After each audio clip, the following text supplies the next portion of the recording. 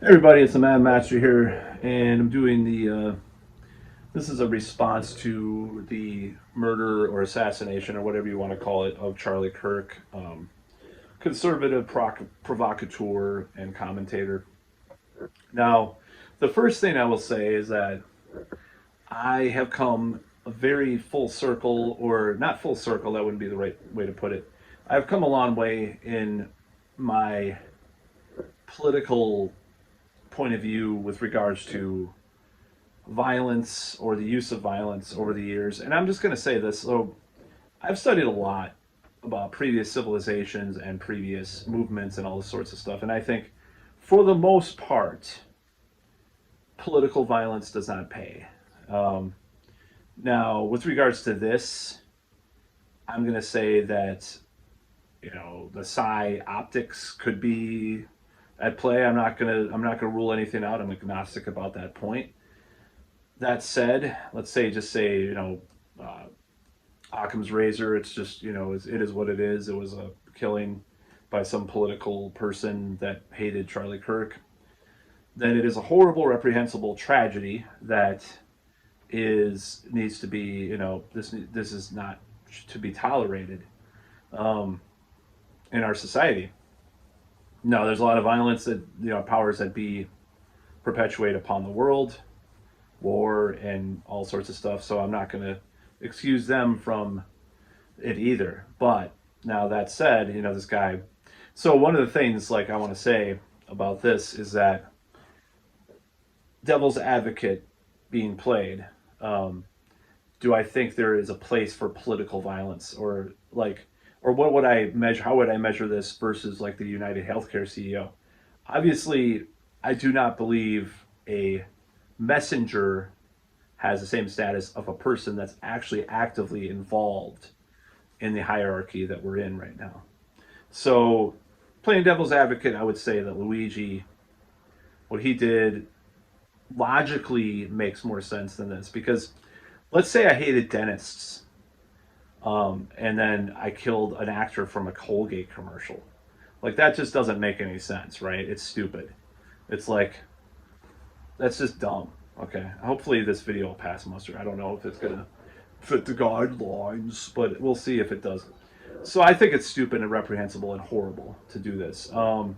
Was I a fan of Charlie Kirk? Maybe I don't remember, but maybe during the COVID period, there might have been a couple of things he said that I thought made sense. I don't remember everything. You know, like there are a couple right wing provocateur commentators that I do occasionally like. I used to like Stick Sex and Hammer before he totally put his mouth on the balls of Trump for everything, pretty much. I mean, even Joe Rogan is not as unabashedly like worshipful of the golden one, right? So, in regards to Charlie Kirk, like it's a horrible thing to do. Now, I do not agree with him probably on most things. I'm, definitely not. I definitely wouldn't call myself as far as like aligned with a lot of the modern left and how they twist things in this direction that I didn't like. More like do dissidents, Russell Dobular, Keaton Weiss, Jimmy Dore, if you will. Maybe not everything Jimmy Dore says because he's kind of a loon at times about stuff, but like more along those lines, like this dissident leftist thing, whatever you want to call it, dissident anarchist leftists, James uh, James Corbett, Whitney Webb, just like this weird orbit of like libertarians and like leftists, whatever you want to call it, whatever your definition is of all that. I'm more in that crowd, right? But sometimes, there may have been some things that he said on campus. I'm like, yeah, that's ridiculous. That he's attacking that I agree with, or I agree with his attack on it, I should say. I'm sure there were a couple of things, but the murder. I don't think murder really causes political change in the way that people intend it to. For one, I've studied history.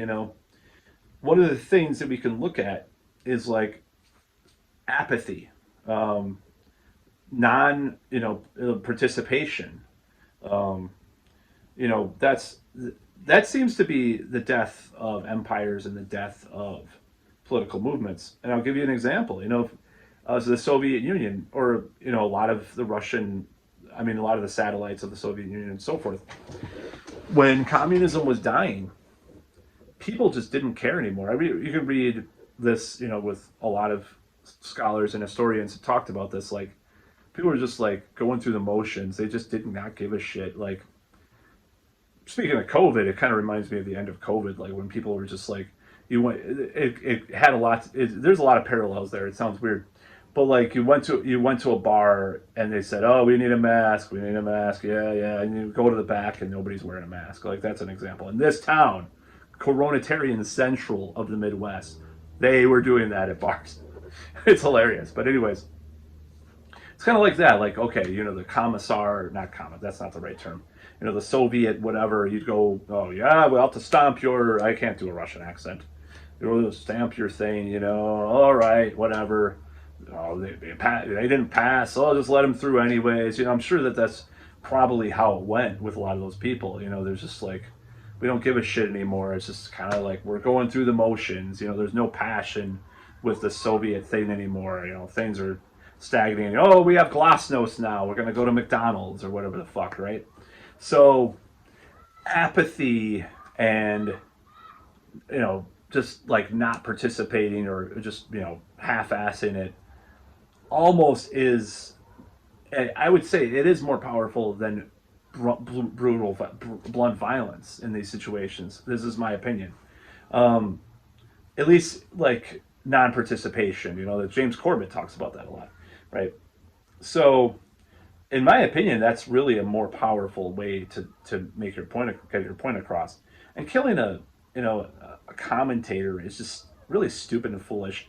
Like, from a logical point of view, I'm not going to say that I support what Luigi Mangione did, but at least it's more logical that you go after like the actual hierarchy that's there. And I do not support it. Don't get me wrong. I do not condone this, but at least it's more logical than killing the messenger. It's just stupid to kill the messenger. Like Suicidal Tendency said, you can kill words that I've said, but you can't, or you can put a bullet in my head, but you can't kill a word that I've said. And that's true. Like, the message is the important part, not the person saying it. What are they saying? So it's a really stupid murder, if it's not more than that's going on, of course. I'm a conspiracy kind of person. It's really dumb. It's really reprehensible. The damage that causes. And think about it, to put it from this way. Look at it this way.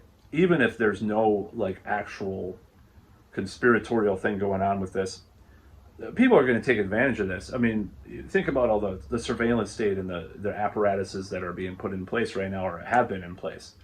They're just going to clamp down more on people that have a different point of view, as far as like, what do you call left or dissident or whatever. They're going to clamp down on this. And come to find out the guy was a supporter of the Palestinians or whatever. He watched, he had a Bernie sticker on his car in 2017, 16. They're gonna say all this kind of shit. Of course, I'm just predicting they're gonna say this stuff.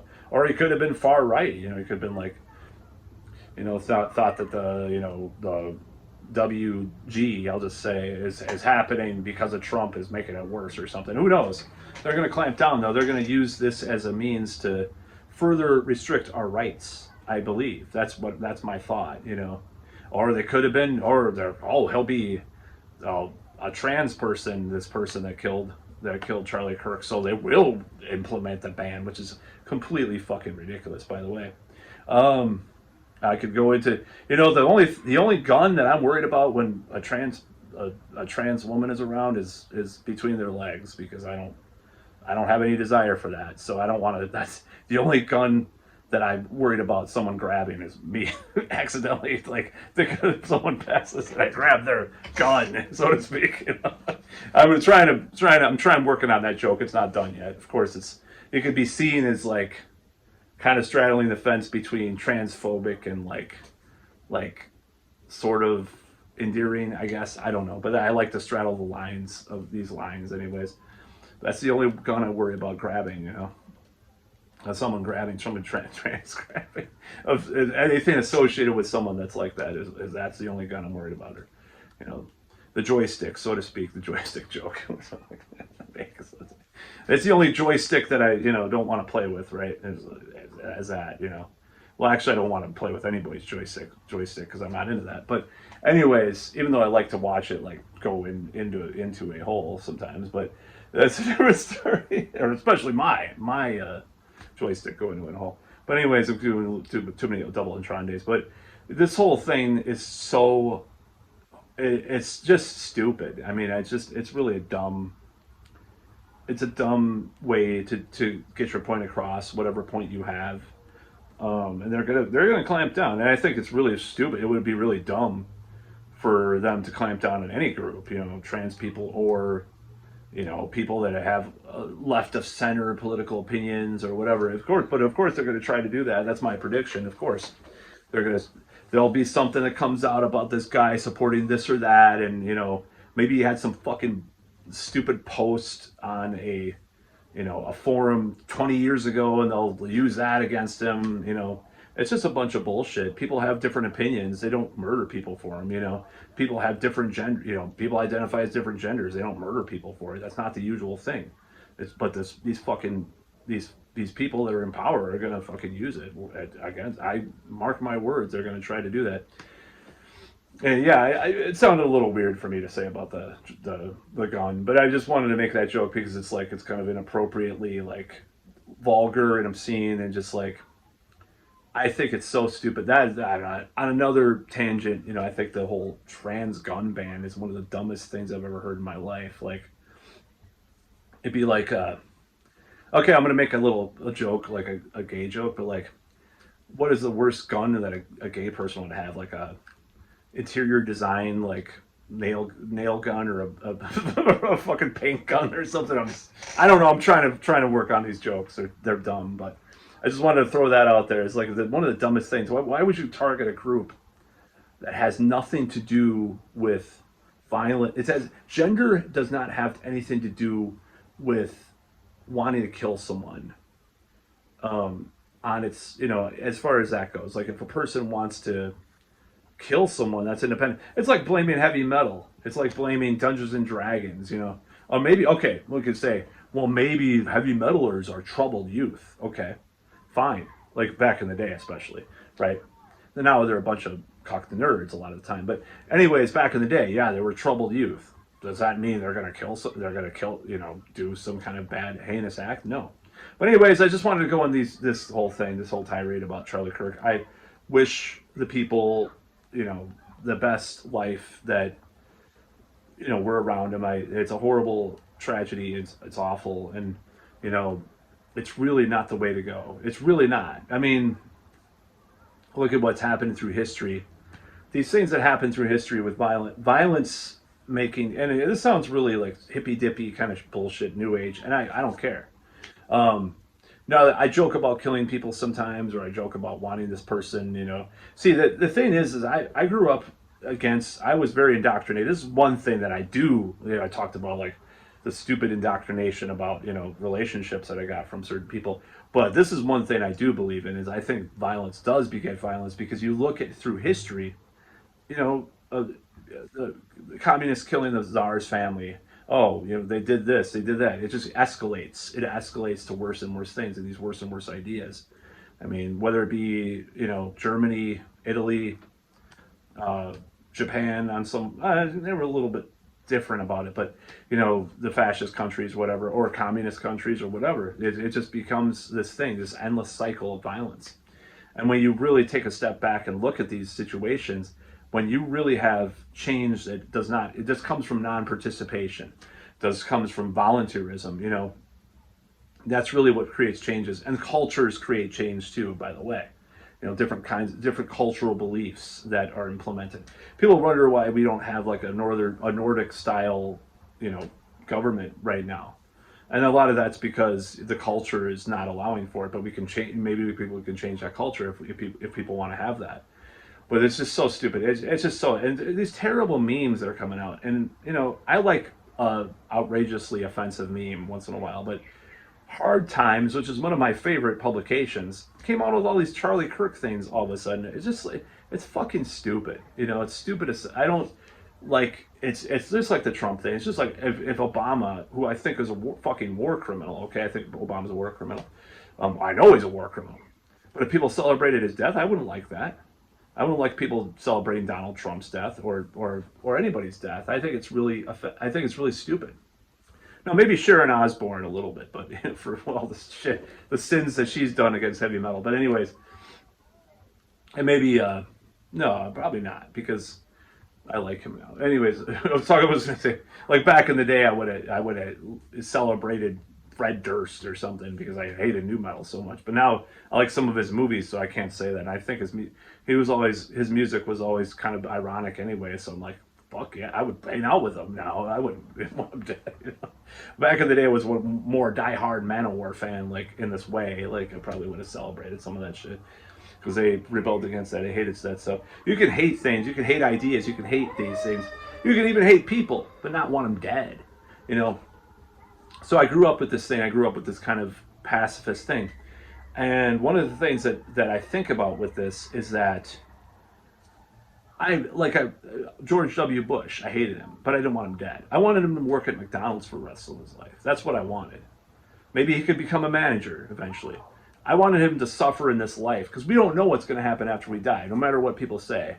You know, I believe in some type of afterlife, you know, sort of, but I'm just saying we don't 100% know. So that was always my argument against death penalty. You know, I want him to suffer in this life, you know. So that's just always been my thing. That's always been my philosophy. And people might disagree, and they have every right to. I don't, you know, but that's what I have to say about the Charlie Kirk situation.